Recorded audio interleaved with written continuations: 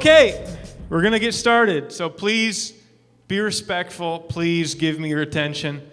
And it's very informative tonight, I really think. Okay, question number 1. Why don't you have sex before marriage? My question to you is, where were you the past 3 weeks? You know, for a really great resource on this question, I would suggest that you go to revolutionyouth.ca and watch part 1, 2, and 3 of this series. That's my answer. Good? Okay, next question. Is it okay to pick out an engagement ring before getting it? I assume what this person meant was, is it okay to pick out an engagement ring together before getting it? I would recommend that you not just go in and randomly pick one. It would be good to pick it out before buying it. Let me fix the wording of your question. Okay, it all depends, okay? And these questions it's all kinds of different questions, but it all depends. If you want to surprise your girl when you pop the question, I would suggest not taking her ring shopping. If you take her ring shopping, she'll have a pretty good idea that you're thinking of proposing. That's typically the progression. With this, however, you run the risk of her not entirely liking the ring and then having to return and replace it anyway, which is super annoying. I had to do that. And I even took her ring shopping. She picked it out, and then I still had to return it. But that's okay. That's okay because I love her. But anyway, yeah, thanks. So I took her ring shopping, and she still changed her mind. I think it's a good idea. Here's what I think. I think it's a good idea to pick out the ring together, but then keep the specific proposal day a surprise. I mean, if you're telling her, I got you this ring, and I'm going to propose on January 2nd at 3:33 p.m., that's just boring. So keep that a surprise. It's fine to pick out a ring. But while on this subject, can you allow me to say a couple of things? Yes? Okay, good. Girls, let me just say to you, there is no need to have insane expectations when it comes to your ring. It's not a bad thing to want a beautiful ring, seeing as how you'll be wearing it for the rest of your life, but there's no need to spend 6 months' wage on a rock for your finger. That being said, guys, don't skimp out on the ring. Unless your girl is like completely cool with the whole hand-me-down thing or the something cheap thing, don't go El Cheapo. You know, unless it's a really valuable family heirloom, don't just default to that, okay? Girls dream of this moment for a good portion of their lives, and you don't want to leave a bad taste in their mouth, figuratively speaking. You want your girl to be proud to show that thing off to her friends. And the lady said, amen. Bottom line, and here's the bottom line. Find a balance between beauty and practicality. It is wiser to have a bit extra cash when you first get married, as marriage and getting settled into a new place can be expensive. I would rather, personally, I'd rather have a house and my wife have a cheaper ring than live in a boxcar and her have 10 carats or 50 carats, whatever is big. 10 carats might be small, or maybe it's big, I don't know. Big, small? You guys don't even know. Okay, so yeah, I'd rather have a nice house or at least a starter home than a big ring. Some people, they buy cheaper rings at first and then buy new ones down the road on an anniversary when they can afford it, and that's not a bad thing. Okay, so you got more than you bargained for with that question. Moving right along, is it okay to have a crush on Bailey Hansen?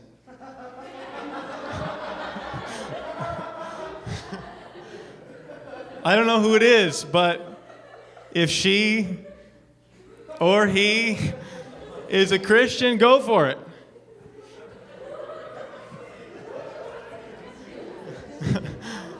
I have no idea who this is. Okay, we should move on. Next question. Is it okay to date Savannah Dorian and Bailey Hansen?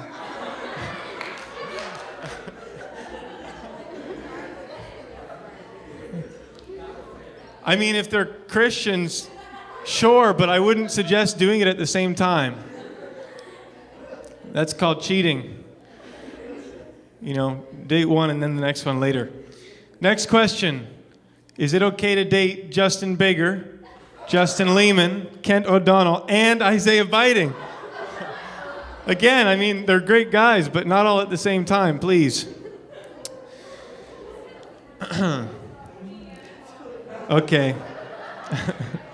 Please do not point fingers. If you have a suspicion of who asked the question, don't point fingers, please. All right, I need your attention. Need your attention for this one. It's all right to have a little bit of fun. This question came in, would it be okay to have sex in space?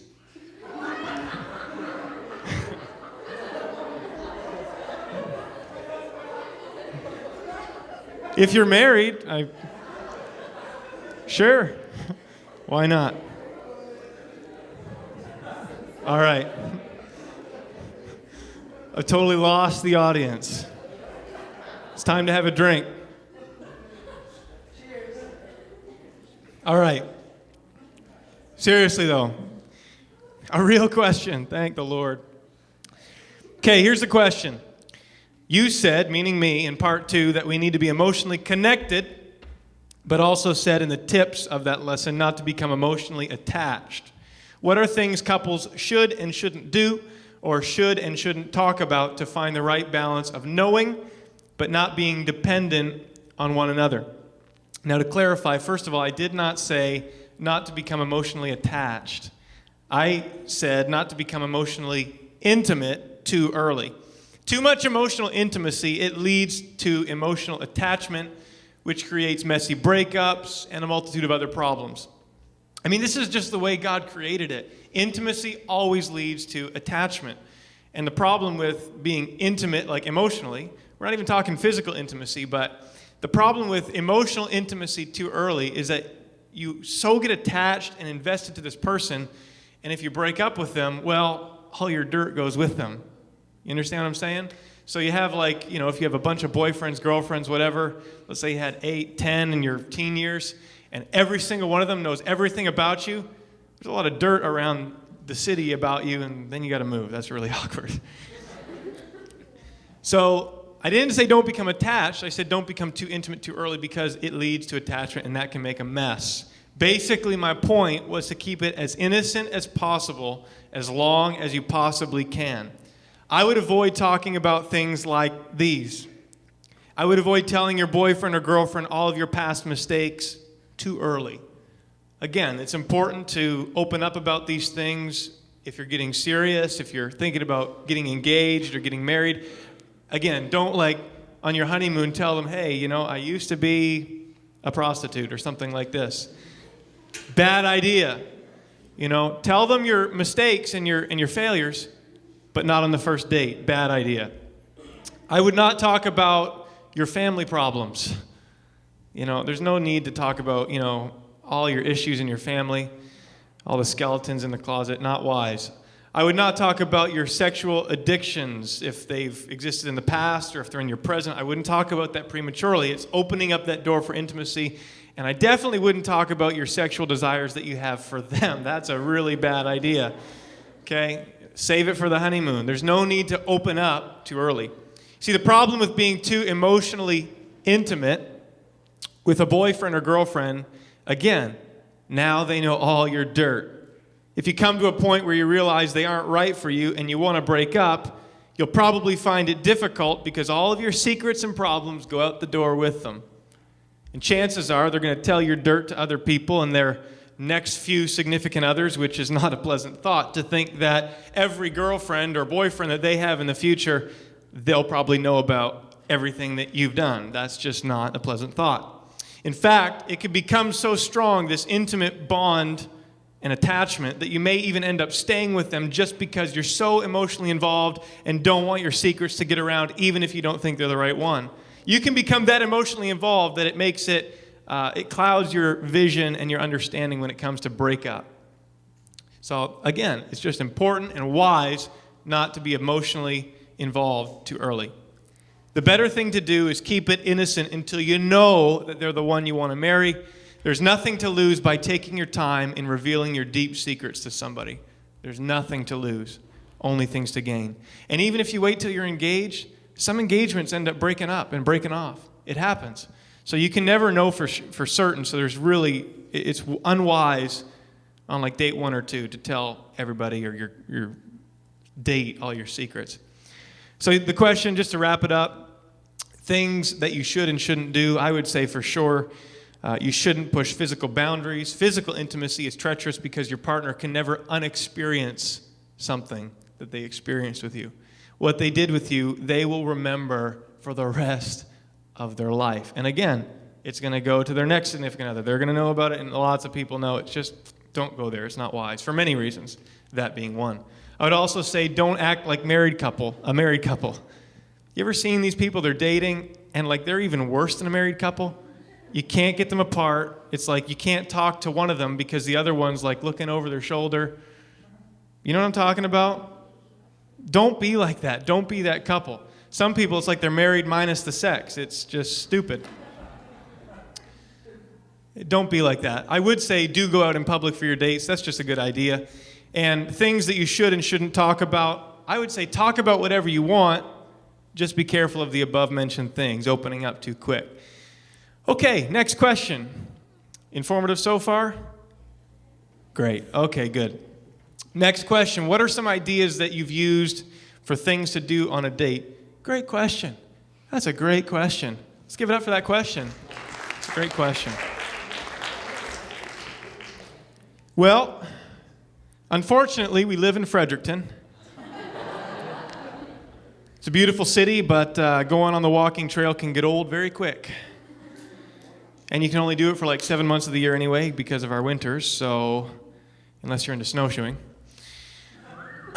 Or cross-country skiing, I suppose. Anyway, the bottom line or the thing that you really want to do when it comes to dates is you want to create opportunities for conversation. Okay, we talked about this in part 2, but so many people, they start dating and it's like they don't even talk. Or they just try to rush the physical side of things. They're not really interested in each other as people, just as bodies, and that's unfortunate. So the point in dating is to create opportunities for conversation. So here are some ideas. Do a puzzle. Play Monopoly or a board game. Go buy some groceries and cook a meal together somewhere where there's somebody else present. Don't do it alone. That's just, again, it doesn't look right. I would say go on double dates and group dates. I mean, if you find it awkward, even especially at the beginning of the dating relationship, having other people there, it can help that out. Help make you feel a little more comfortable. Trisha and I tried the Clay Cafe one time. We won't go back, but maybe you'll find it really great. We just, our relationship was strained that day. Go for a walk downtown. They got some pretty shui shops down there. Shui, it's a really great word. You should start using it. Go bowling. Yeah, go bowling. That's cool. You can talk while you bowl. If you have your license and parents' permission, go on a day trip. Why not? Just don't come back home at like 3 a.m. That's not a good idea. Try to aim before midnight. My opinion. The whole point, again, is to create opportunities for conversation.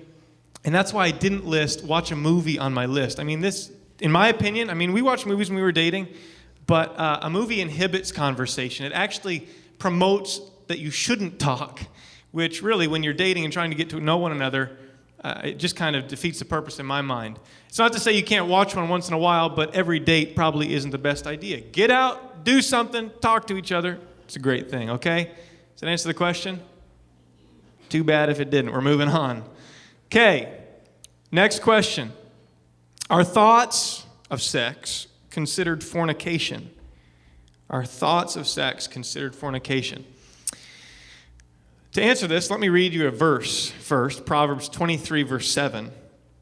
It says, "As a man thinks in his heart, so is he." In other words, whatever is in your brain, whatever you think about a lot, eventually it comes out into your life and into your actions. And the more you think about sex and fantasize about sex, the harder it is to keep those things just as thoughts. Because thoughts always lead to actions if they're dwelt on long enough. Think about it this way, okay? If sexual thoughts were permitted and not against God's word and not against the Bible, whatever, if they were permitted, then things like phone sex and sex hotlines, they would be cool, right? Because you're not looking at anything. You're not actually physically with somebody. It's just going on in your brain. But of course, we know these things, a sex hotline, that's pretty seedy, it's pretty dirty and gross. But when you think about it, it's just a thought. So that kind of brings it into context. Sexual thoughts, they're very treacherous, they're not good. Remember, fornication in the Bible, it's just a word that simply means all forms of sexual immorality. It comes from the Greek word porneia. It doesn't exclusively mean intercourse. It's like an umbrella word. It means all kinds of sexual immorality. A sexual thought, it falls into this category because you're sexually lusting after a woman or a man in your mind. A sexual thought can arouse you just as much as an image or as much as a real person, and therefore sexual thoughts should be avoided. While it is only normal for sexual thoughts to pop into your head from time to time, it becomes an issue when those thoughts are dwelled upon and, of course, acted upon. So, you know what? Don't think you're strange or a weirdo if you get a sexual thought from time to time. You're not. That's normal. God created you with that sex drive, with those desires, so the thoughts are normal. It's when you dwell upon them that it becomes the lust issue, okay? So the next question, it flows in this one. Could lust be defined as thinking of sex and having sexual fantasies? And of course, again, yes. Yes, absolutely. Lust can be defined as just thoughts of sex and not acts of sex, of course. And the final question in the same vein of thought, and this is a good question, okay? Is planning and imagining my wedding night lusting? When, in comparison to the wedding, is it acceptable to start doing this? Okay, so is planning and imagining my wedding night lusting?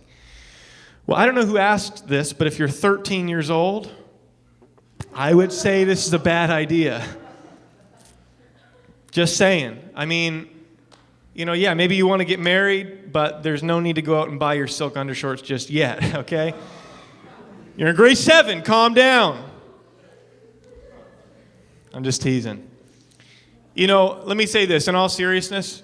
Planning is one thing. Imagining is another thing, okay? There's obviously nothing wrong with a guy or girl who's engaged to be married going out and buying stuff for their wedding night. Contraceptives, things of this nature. That's fine. It's no different than a female going on birth control before the wedding, right? No different. So planning is one thing, but as far as imagining the act beforehand, this is falling into that same category, sexual thoughts, which, as we discussed, it's not right.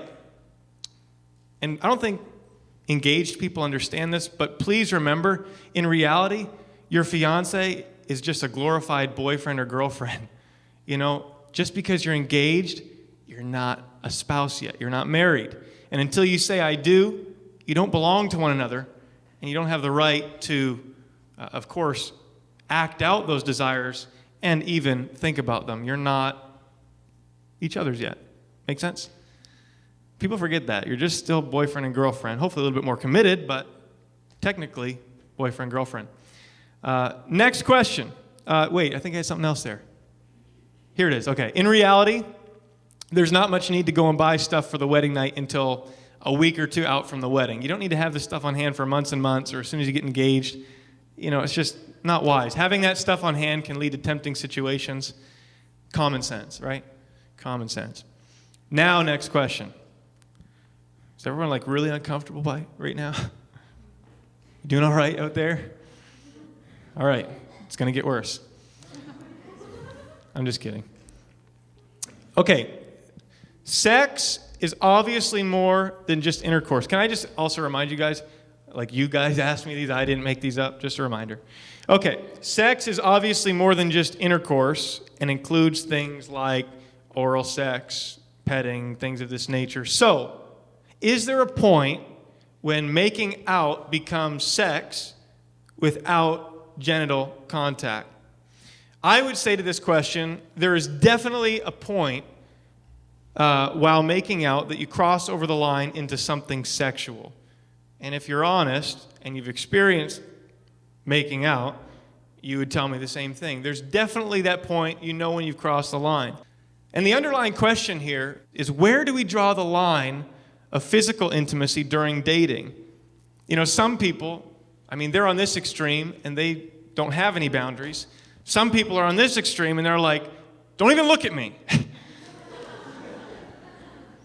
Okay, so I don't think either extreme is wise. I think it's important that, we draw a line somewhere, but where? And to be honest with you, this is a tough question. Because the bottom line is, I've been saying the bottom line a lot, the lowest straight thing, sorry. The bottom line is it's possible to become aroused by even the simplest touch at times. It depends on past experiences, it depends on your age, it depends on your level of innocence. So does this mean that we should say no to a kiss, say no to a hug, say no to even putting your arm around someone? I don't think you can draw the line at a specific physical action. I don't think you can.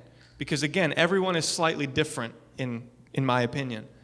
I think where we need to draw the line is just before arousal. If you start to feel that sexual engine going, you need to put on the brakes and back up because you've crossed the line.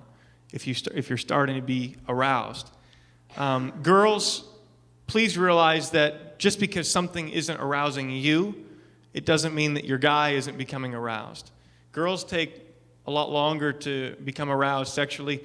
Guys, it's pretty instantaneous at times, okay? Please understand that. That's just the way God made us. And you can actually help the process by keeping things innocent. If you really care for them, keep it innocent. It helps us immensely. I think one of the biggest principles you can take from this whole series regarding dating is just keep it innocent. Keep your conversations innocent. Keep your physical activity innocent. There's no need to be so intimately involved with people. Keep it innocent. Innocence, contrary to what the world tells you, innocence is not weakness. Innocence is strength. Ignorance to certain things and not knowing things, that's not a weakness. That is a strength to you. And people in this room that have gone too far and crossed boundaries and crossed lines, if you were to talk to them and they were to be open with you, they would tell you that what they've learned, they wish that they could unlearn it. They wish that they could go back and reclaim that innocent state. So don't think that you're in a bad position because you're ignorant to some sexual things or whatever. You're not weak. That's a strength in your life. Keep it. Don't just, throw it away. Okay, next question. How do you know if she is the one? Good question. Okay. First, if she passes the Christian test and you're on the same page spiritually, that's good. But now you need to take a step back and ask yourself this question. Can I actually see myself with this person for the rest of my life? Now, at 16, you've experienced 1/6 of your life, 1/7, I don't know, something like that, 1/8, whatever fraction you want to pick. So you can't even really, at this point, grasp 70, 80 years. You can't even begin to grasp that. But it's important that you really try. Take a step back and think, man, can I see myself with this person for 50, 60 years if we both live that long? You've been with her 6 months, a year, and you're thinking, yeah, I can do this. Just slow down there, cowboy. Take a moment, Think about this. 50 years. Can you do it? If you think, yeah, go for it. Actually, you got to insert one more step. Just a second. And while you're doing this, I would also say, be sure to put sex out of your mind and think of who she or he is as a person. Because it's easy to think through the lens of, physical attraction, especially when you're a young, single, late teen, early 20s, whatever. The intermediate step that I should insert, and I'm going to insert, is also talk to your parents and or pastor. If they feel it's a good move as well, that's a good sign. Okay? Very good sign. But at the end of the day, make the decision for you. Don't make the decision for your parents. Don't make the decision for your pastor. Don't make the decision for your significant other. Make the decision for you. for you. That's so, so important. You are the only one that has to live with your decision, nobody else. Okay? Make the decision for you. And I've heard of people doing this, but if somebody comes up to you, claiming to be all super spiritual and stuff, God bless those super spiritual people. No, it's important to be spiritual, but you get these people sometimes and they're like, the Lord has spoken to me, and you are to marry this person, or you are to marry me, or something like that. It's like, smile and nod, and then make the decision for yourself, okay? I would let your leader's words hold more weight with you. Like if your pastor says, this is a great girl, or this is a great guy, I can see this being a good thing. Let those words hold more weight with you than some random Joe on the side of the road. But chances are, if your pastor is wise, he's not going to be telling you who you should marry in the first place. Make the decision for you after seeking counsel. Is that good advice? Okay, next question. Looks like we're going to have some time at the end for some live questions, so you can submit those. Second week of this series, I said that if you like someone, then you should talk to your parents or pastor for their help and advice. What if you don't want to talk to your parents because it's awkward? And you don't really have a pastor, but an interim pastor, but it's awkward to talk to them too. Who should you talk to? First of all, find a pastor. And if you don't know who that is and you can't figure it out, come chat with one of the leadership here. We'll help you figure out who your pastor is. That's a very important relationship. But let me say this. Usually the hardest conversations are the ones that you so desperately need to have. It's easy to talk to your friends and people who will tell you what you want to hear, but sometimes we need someone to tell us what we need to hear. Amen? And your parents, at the end of the day, they've been through the whole dating process before. Lean on their wisdom. Your parents aren't as dumb as you think they are. I know what it's like to be a teenager and think my parents knew nothing. Now I realize my parents know so much, okay? Lean on that wisdom. Next question. How many more we got here? 1, 2, 30. Okay. Now this is a really, really good question. I did some research on this one because I really didn't know the answer. Probably worked on it for like an hour and a half, actually. So we should be here a while. As Christians, do we believe in using protection? Should we only be having sex if we want kids? Good question. Now, there are certain Christians, Christian groups, I should say, Catholics in particular, and individuals who are against contraceptives of any kind, birth control pills, condoms, and so on. Now, from my understanding, this is just from what I've done some research today, these people don't believe that sex is only for procreation. They do permit sex as a means to establish oneness in a marriage and enjoy the pleasure of your spouse, but they also believe that when you do something to inhibit the natural reproductive function of your body, you are going against God's plan. Okay, so that's what they believe. Is it legitimate? Now, this movement of people, they've given themselves a name. It's quite interesting. They've come to be known as the Quiverful movement, taking its name from Psalm 127 and 5, happy is the man who has his quiver full of children. Extremists in the Quiverful movement even believe that practicing the rhythm method, which is simply avoiding intercourse during the wife's ovulation stage of her menstrual cycle, even this is against God's will. Okay? That's what they believe. Now, does this viewpoint stand up in Scripture? First of all, claiming that using contraceptives is unnatural might be true. However, something being unnatural doesn't necessarily make it sinful. There are many unnatural things we do on a daily basis. I shaved my face like 3 days ago. Women shave their legs, hopefully. Now, we are preventing our bodies from doing what they do naturally, but I'm not sinning when I shave my face, okay? And neither are you, ladies. The legs, not the face. Now, aside from Psalm 127 and 5, the Quiverful movement, they use the account of Onan in Genesis chapter 38 to argue their case, all right? Genesis chapter 38, I think I gave you the right reference there, 38:7? I think I gave her 37 and 7, sorry. Genesis 38 and 7, it says, and Judah's firstborn, he was wicked in the sight of God, and God killed him. Bad Okay, next verse. And Judah said unto Onan, who is brother, go into your brother's wife and marry her and raise up seed to thy brother. Verse 9, and Onan, he knew that the seed should not be his, and it came to pass when he went into his brother's wife that he spilled his seed on the ground, lest that he should give seed to his brother. And the thing that Onan did, verse 10, it displeased the Lord, and then God killed him too. So Onan, you got to understand this, okay? Because they use this passage against contraceptives. Onan was not condemned for using the pull-out method as a form of birth control. He was condemned and ultimately killed because he failed to uphold God's command found in Deuteronomy chapter 25.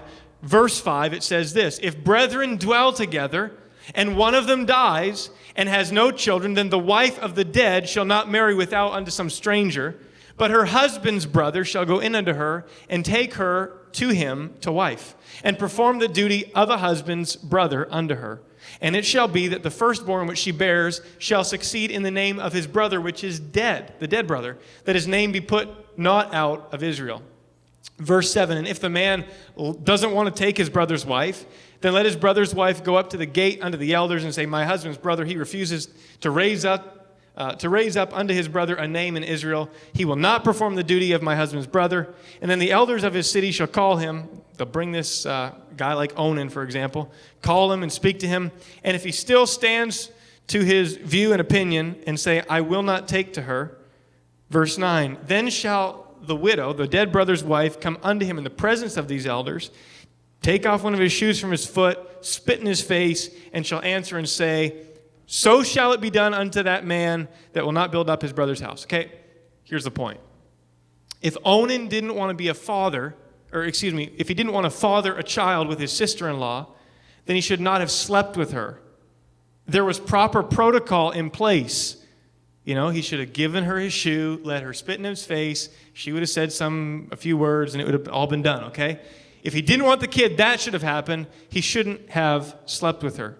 Again, there was proper protocol in place, and Onan disregarded God's commands, and he used this opportunity for personal and selfish sexual gain.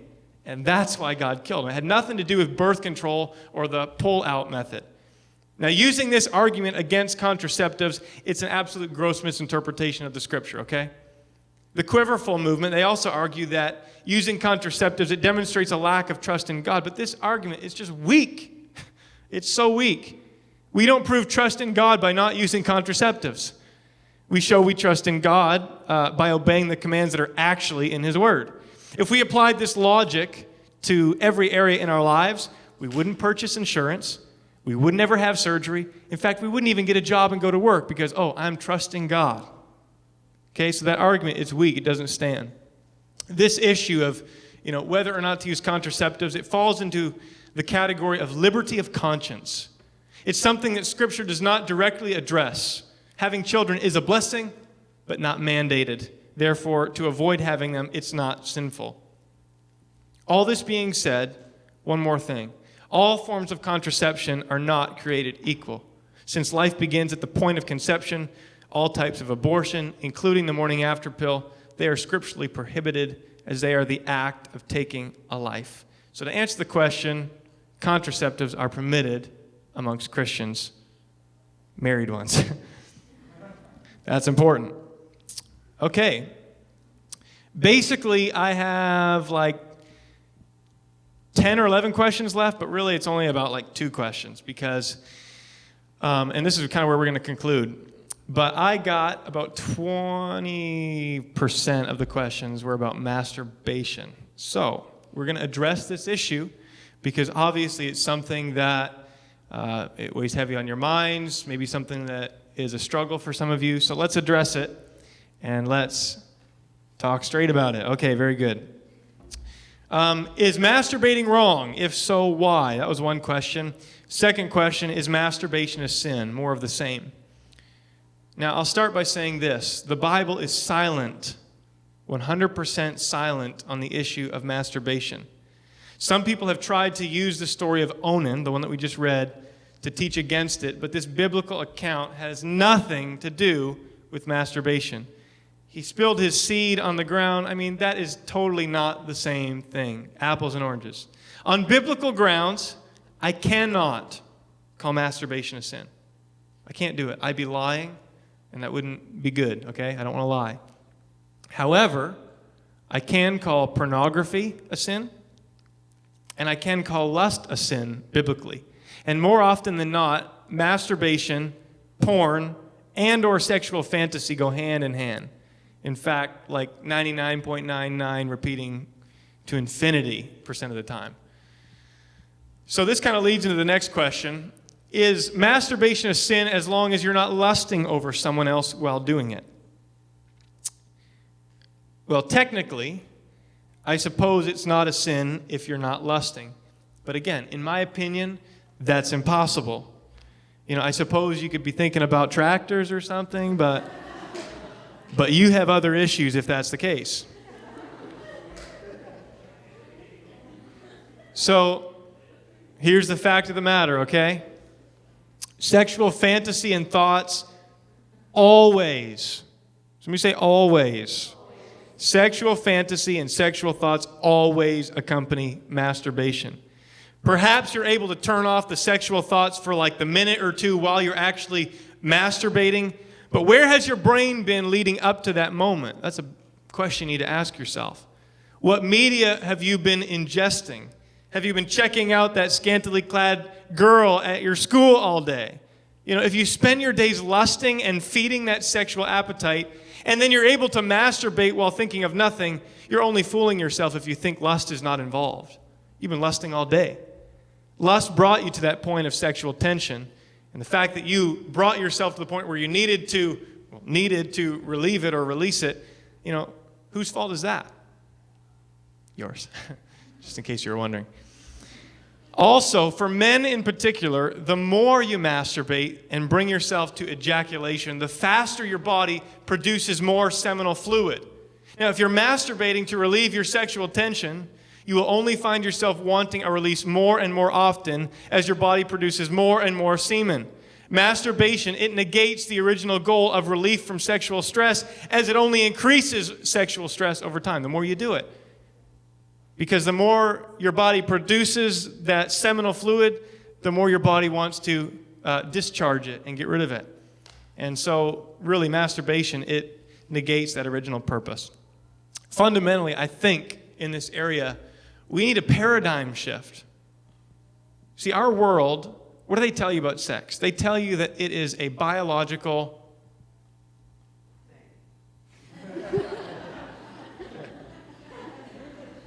Any other suggestions?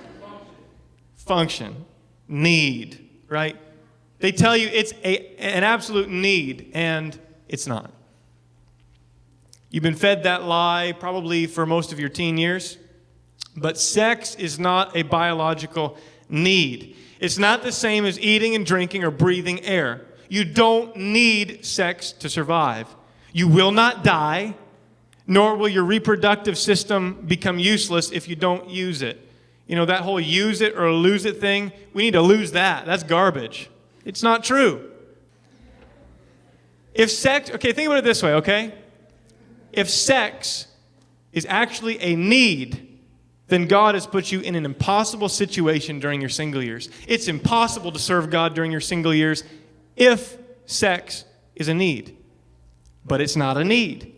And when you start believing this fundamental truth, you stop thinking about it as trying to prolong the time until your next failure. Kind of like, you know, trying to hold your breath. I'm going to hold my breath as long as I can until I absolutely need to take a breath. You know, do it. You want me to hold my breath? I'm not going to do it. But seriously, if you think about it that way, that, I'm just going to prolong this. It's a need that I have, so I'm going to prolong as long as I can until my next failure, and then there's going to come a time where I have no other choice but to give in to the pressure. That's the way you're going to think about it if you think of it as a need.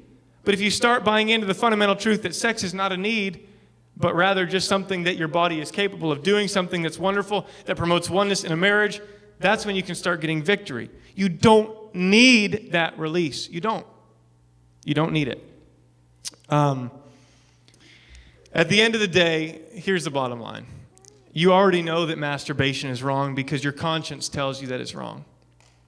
After you're done, you feel icky, you feel that dirty feeling. You see, God has put that moral compass in you to direct you even when his word seems silent on an issue. So, next question, kind of in the same vein of thought, how do you say no to yourself if you have an urge to masturbate? It feels next to impossible to do, even if you try to distract yourself by praying or reading the Bible or something like this. Again, ask yourself what brought you to that moment. Where have your thoughts been? What have you been watching? What have you been listening to? Who do you hang around?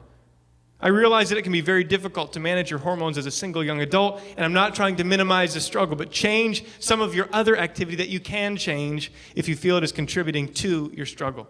If you constantly arouse yourself with your boyfriend, your girlfriend, or with the media that you consume, and then feel a ton of sexual pressure, again, that's in part your own fault. And you have fed that appetite to the point where you feel like it's a need, and you have nobody to blame but yourself. So,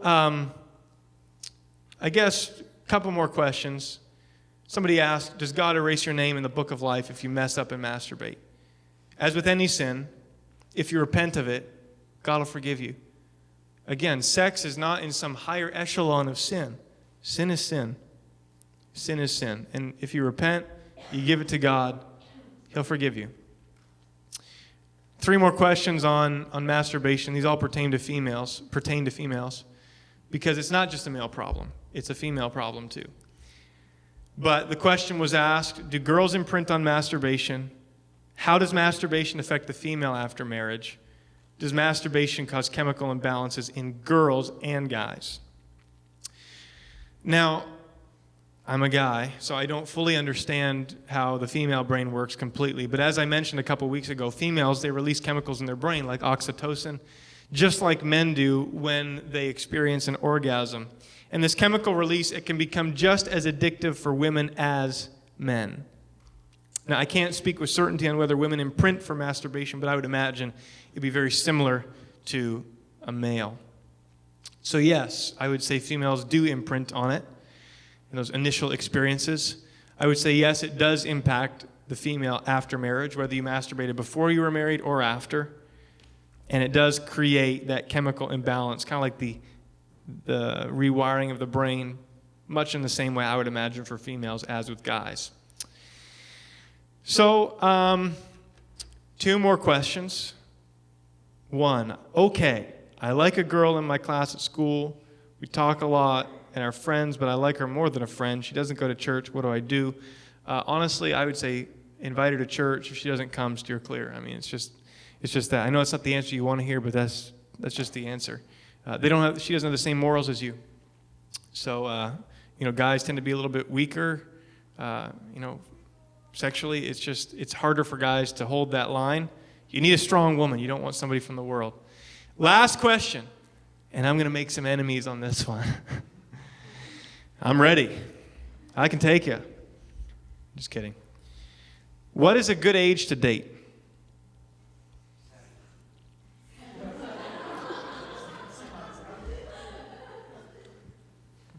70 times 7.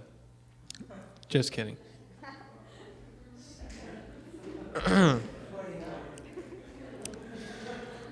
Okay, what is a good age to date? Now, I want you guys to answer this question, and don't actually say it outright yet. Here's the thing. The 13-year-olds think 13 years old is a good age to date. The 9-year-olds think 9 years. Actually, they don't really care about the other opposite sex yet. 14-year-olds. 14 years old, that's a great time to date. But I want you to think about this logically, and then we're going to maybe answer a couple questions. There's cookies up here, which are just awesome. But I want you to answer this question to answer that question. When is an appropriate age? In your mind, when can you see yourself getting married, okay? I want to ask you, Isaiah, what do you think? 25? Okay, hey, that's not a wrong answer. People get married at 25 all the time. What about you, Ben? Like a serious answer. 23? Okay. 19? Okay, I got married at 19. I was young, in my opinion. Okay, what about you, Alex? 12? 20-something? Okay. Do you want to just say 21 for argument's sake? Okay. So,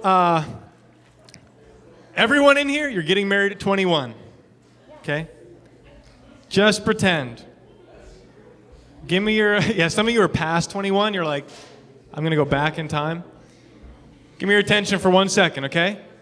Give me your attention. If your appropriate age for getting married is 21, would you really think that it's wise to start dating at like 15? Do you think that you could, like, what if you found the one? What if the one you were interested in at 15, it could happen. What if they were the one that you're supposed to marry? Do you think that you could date them and stay pure for 6 years? That's an honest answer. And it's the right answer. It is so difficult. You know, the longer you're with somebody, the more it just feels like you're married or you're supposed to be married. And physical intimacy is a part of the natural progression. You know, in eras gone by, or bygone eras, they didn't date or court longer than a few months, maybe a year. Cultures are different everywhere. But 6 years, that's tough. You know, some of you are in relationships right now, you're like a year and a half, 2 years in, and it's tough. There's sexual pressures in romantic relationships. So, what if you get married at 25 and you start dating at 16 years old? It's like 9 years to keep yourself pure. That's awful tough. So, in my opinion, I don't think that you should date seriously and romantically more than 3 years before you can see yourself actually getting married, being self-sustaining and all that kind of stuff. It's not to say you can't go on casual dates, and this is just my recommendation, but go on casual dates, things like this. But as far as being romantically involved, 14-year-olds, I love you, but cut that out. You don't need to do that. That's just crazy. Anyway, if you hate me, hate me. But if you love me, great. I'm happy about that too. And that's all I got for questions. So why don't we do this? If you want a cookie, I don't know when they're going to get out there. We're just going to basically say we're done. We're going to continue with some live questions if there's appropriate ones.